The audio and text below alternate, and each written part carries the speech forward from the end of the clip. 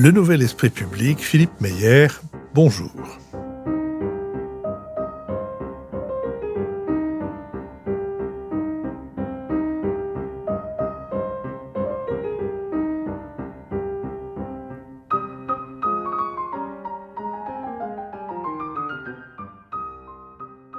Bonjour, merci de nous rejoindre pour ce troisième et dernier épisode de ma rencontre avec Charlotte Ellemann-Cachin autour de son arrière-grand-père Paul Signac et de la manière dont, à la fois d'abord autour de Paul Signac lui-même, mais aussi autour de la manière dont Charlotte Ellemann-Cachin s'occupe de faire vivre l'œuvre et en entendant œuvre dans le sens le plus large, puisque notre dernière conversation s'est terminée sur l'évocation des 6000 lettres, ou à peu près, que Paul Signac écrivait à sa mère, mais vous l'avez rappelé, il y a aussi toutes les lettres qu'il écrivait à ses amis peintres, à ses amis intellectuels. On a évoqué, pour le plaisir, je le réévoque, le nom de Félix Fénéon, qui mérite d'être découvert par ceux qui ne le connaissent pas encore.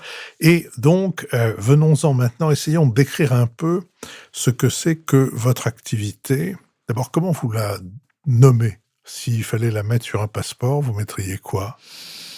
Archiviste. Archiviste, mais c'est pas seulement ça. Responsable de l'œuvre, responsable, expert. J'aime pas beaucoup le mot, mais oui, enfin, c'est... Curateur, je dirais. Oui, peut-être. Quelque chose, c'est genre, enfin, curatrice en l'occurrence. Non pas dans le sens anglais de conservateur, mais dans le sens juridique français de quelqu'un qui doit protéger un majeur, si je puis dire. Les majeurs protégés ont des curateurs. C'est ça. Mais dans la vie quotidienne, ça se traduit par quoi? Les demandes qui viennent d'universitaires, Alors, je dirais que là, actuellement, ma tâche principale est plutôt double.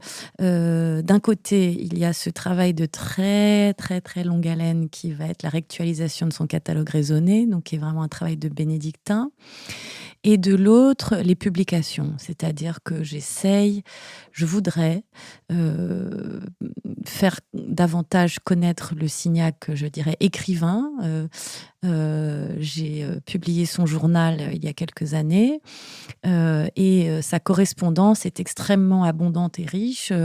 Vous parliez de Félix Fénéon, c'est précisément un projet qui est en cours, la publication de cette correspondance inédite avec Félix Fénéon, qui est une véritable pépite pour ceux qui s'y intéressent, puisque c'est une correspondance qui va de 1888 à 1935, entre ces deux personnages si différents et si proches pourtant. Et j'ai la chance d'avoir les réponses de Signac aussi, puisque Fanny Fénéon avait rendu à ma grand-mère ces réponses. Donc ça, c'est une publication qui devrait avoir lieu d'ici 2 ans, si tout va bien, parce qu'elle est extrêmement abondante, elle est passionnante, et qu'on y découvre non seulement des conversations sur l'art, mais bien entendu sur la politique, sur le marché, sur la littérature, puisque Fénéon et Signac sont de grands lecteurs et aussi de grands spectateurs de théâtre. Donc c'est vraiment une correspondance passionnante. Qui veille à la correspondance qui est votre homologue chez Fénéon? Eh bien, c'est personne, parce que la famille Fénéon a rendu les lettres de Signac. Donc moi, j'ai les lettres de Fénéon et voilà. D'accord. Alors il y a des lettres qui ont été perdues lors d'un déménagement et qui se trouvent un peu éparpillées dans différents musées du monde. Donc je dirais que là, et puis plus tard, j'aimerais... là, je vais publier aussi ses échanges avec ses mécènes allemands, qui apporte un éclairage très intéressant sur aussi cette grande amitié franco-allemande à la veille de la guerre de 14. Mais sinon, en plus de ça, je dirais le quotidien, c'est aussi recevoir effectivement des chercheurs, des étudiants, des curateurs, beaucoup d'entrées différentes. Parfois, j'ai des gens qui sont passionnés de bateaux, des historiens de la voile, qui viennent regarder dans les archives des bateaux de Signac. Mais la plupart du temps, ce sont des jeunes thésards qui s'intéressent l'un à l'anarchie, l'autre au chromoluminarisme, certains chercheurs du CNRS qui travaillent sur la couleur. Et c'est ça qui est intéressant avec Paul Signac, c'est qu'il y a énormément de portes d'entrée, que ce soit la politique, la technique. Et puis, j'ai aussi des chercheurs en provenance, des gens qui recherchent des tableaux qui ont été volés à leur famille pendant la guerre, spoliés. Donc, toutes sortes de demandes auxquelles il faut répondre. Et bien entendu, les demandes du marché, les demandes d'expertise, les maisons de vente qui ont besoin d'avoir des éléments d'information sur des œuvres, etc. Alors, cette question des personnes qui ont été spoliées, vous l'aviez déjà évoqué dans une précédente conversation, qui est la question de la provenance des œuvres, qui est un sujet complexe, parce qu'il y a des œuvres qui apparaissent après la publication du catalogue raisonné. À partir de là, qu'est-ce qui se passe? Qui joue un rôle et comment la décision finale, l'attribution finale se fait-elle? Alors, il y a deux choses différentes. Depuis que le catalogue raisonné a été publié, il y a une quinzaine d'œuvres qui ont été découvertes. Bon, ça, c'est une chose, mais elles n'ont pas nécessairement été spoliées. Oui. En revanche, si vous voulez, dans toutes les œuvres qui sont déjà connues et bien reconnues, il peut y avoir des trous, des manquements dans l'histoire de la provenance. Manquements qui n'ont posé problème à personne jusqu'à très récemment. Et aujourd'hui, il y a une sorte de, je dirais, de warning à partir du moment où, dans une œuvre, on a des éléments de provenance manquants. Et donc, les maisons de vente comme les musées sont extrêmement en alerte sur toutes ces questions. Et je suis souvent amenée à faire des recherches pour eux, parfois sans succès, parce que il y a des provenances qui sont, je veux dire, une œuvre qui a été vendue en 32 et qui réapparaît aux États-Unis en 54. Bon, ben, si on n'a pas de traces, on n'a pas de traces. Donc, c'est très compliqué.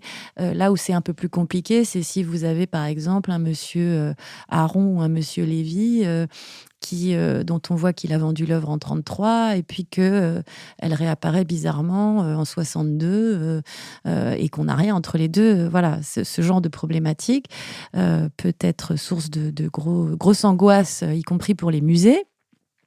C'est arrivé récemment. Il y a un Signac qui était en dépôt au musée d'Orsay, qui a été restitué aux descendants. Mais il y a aussi des particuliers qui viennent me voir en me disant ma grand-mère avait un tableau de Signac, mais je ne sais plus lequel. Et alors là, c'est très compliqué parce qu'il faut chercher vraiment dans les correspondances avec les marchands, dans des catalogues divers et variés. Ça peut prendre beaucoup de temps. Votre mère, qui avait été la première directrice du musée d'Orsay, puis la première femme directeur des musées de France, était très attentive à la récupération tout le travail nécessaire de documentation pour que ceux qui avaient été spoliés puissent retrouver les œuvres qui leur avaient été volées. Dans cette réclamation qu'il peut y avoir, j'imagine qu'il y a des fantaisies diverses auxquelles vous pouvez être confronté. Ah oui, mais le sujet est tellement, je dirais, radioactif Ouais. qu'il est très difficile de... Aujourd'hui, on est dans une phase, il y aura probablement un retour de balancier, mais on est dans une phase où le moindre soupçon, la moindre absence de référence peut bloquer une œuvre sur le marché ou dans un musée. Ce qui est en effet pas forcément toujours justifié, mais qui, pour le moment, je dirais, est une question très difficile à appréhender avec calme et modération. Je ne parle pas de moi, mais des différents interlocuteurs qui sont en face de moi.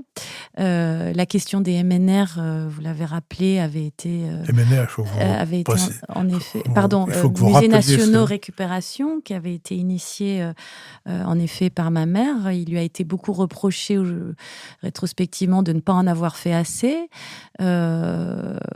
moi, je pense qu'elle a ouvert la porte, en tout cas, à cette possibilité de récupération. Il faut savoir aussi qu'il y a des familles qui ont été,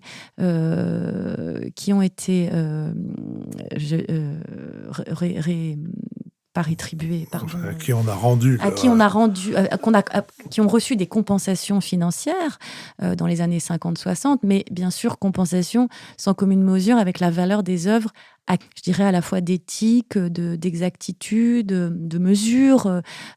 C'est vraiment du cas par cas. Je pense par exemple à un magnifique tableau de Signac que personne ne peut jamais voir, malheureusement, qui s'appelle Les Modistes, qui est une de ses premières grandes compositions. Et ce tableau se trouve appartenir à la fondation Émile Burle. Émile Burle, qui est, comme vous le savez peut-être, qui est une sublime collection qui se trouve aujourd'hui en dépôt au musée de Zurich. Cet Émile Burle avait fait fortune en vendant des armes pendant la Seconde Guerre mondiale. Donc cette collection est éminemment mal vue. Elle est inamovible, puisqu'il avait acheté beaucoup d'œuvres avec cet argent sale. Même si après la guerre il a rendu et il a racheté, tout ça reste extrêmement, je dirais, mal vu et pour l'instant inamovible. Il se trouve que par exemple ce tableau de Signac a été acheté par Émile Burle à ma grand-mère Ginette Signac en 1957. Donc là on n'est vraiment pas dans la période compliquée où même il aurait pu acheter à Berthe Signac, qui était elle-même juive, la femme de Signac, qui aurait vendu ça en 42. Là, je comprendrais fort bien la problématique. En l'occurrence, là, cette œuvre, elle a été achetée en 57 d'une manière tout à fait basique. Ma grand-mère l'a vendue à Émile Burle parce qu'elle avait besoin d'argent à ce moment-là. Et donc, ce tableau, je dirais, il est, comme on dirait, clean. Néanmoins, il est considéré inamovible pour la raison que l'argent avec lequel Émile Burle l'a acheté en 57 était forcément un argent sale. Donc, si vous voulez, là, on se trouve quand même, je dirais, dans des positions, à mon sens, un petit peu excessives, en tout cas en ce qui concerne ce cas précis, où, si vous voulez, si toutes les œuvres peuvent se retrouver potentiellement entachées de la marque de l'infamie. Voilà, ce sont des questions qui sont à voir au cas par cas et qui sont très délicates. Vous faites tous les ans une conférence à des étudiants. Quelle importance vous donnez à cette conférence et qu'est-ce que vous leur racontez ? Mais ça m'amuse beaucoup parce que c'est un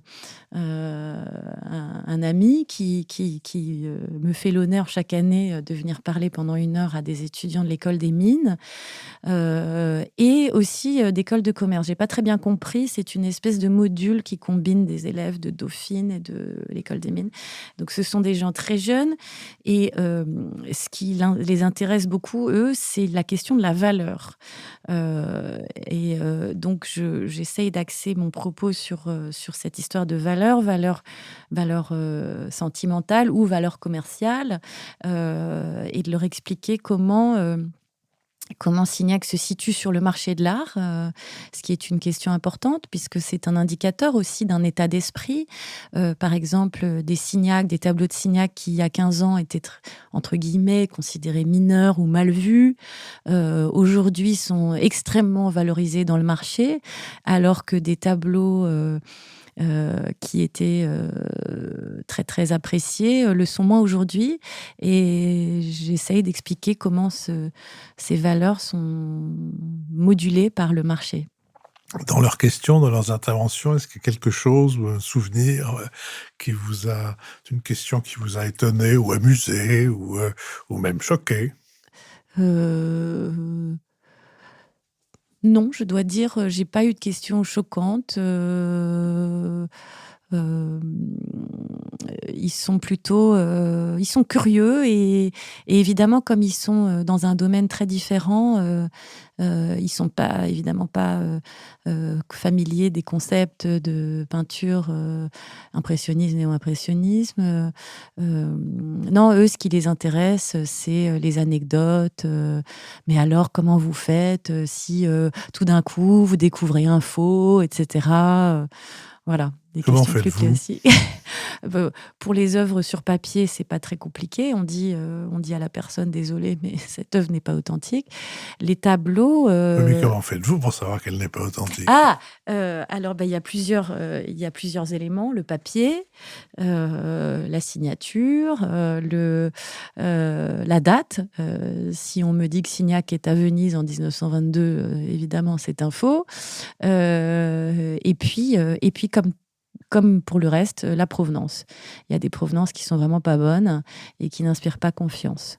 Effectivement, c'est une question de regard aussi. Alors, Charlotte Elman-Cachin, avant de nous séparer, dernière question quasi rituelle, mais qu'est-ce qui vous paraît aujourd'hui, dans le travail que vous faites, le plus important pour faire vivre l'œuvre de Signac? Qu'est-ce que vous mettez en tête de vos activités? La correspondance? Je dirais, ça dépend pour qui. Pour le marché et pour les connaisseurs, le catalogue raisonné, c'est vraiment la référence et c'est le travail de fond. Mais je dirais que moi, ce qui me tient à cœur, c'est de faire connaître le Signac non peintre, j'ai envie de dire. Puisque le peintre maintenant, il est bien connu et reconnu et moi je suis très attachée à Signac écrivain, notamment Signac, diariste, Signac, le côté, je dirais, extrêmement vivant et passionnant de sa plume, que ce soit dans sa correspondance, son journal ou ses différentes interventions, notamment politiques. Et c'est peut-être ça que j'aimerais faire davantage, découvrir. Son journal que vous avez publié est publié chez quel éditeur? Chez Gallimard, Chez Gallimard. dans la collection Art et Artistes. Et votre propre livre, Glycée mortel, sur cette vie, cette famille recomposée, comme vous disiez tout à l'heure. Chez Philippe Ray, en poche aujourd'hui, voilà. Glycée mortel. Charlotte Elman-Cachin, merci beaucoup et j'espère que nous aurons bientôt la possibilité de vous recevoir pour parler de la correspondance Fénéon-Signac qui me met en fort appétit. Merci beaucoup.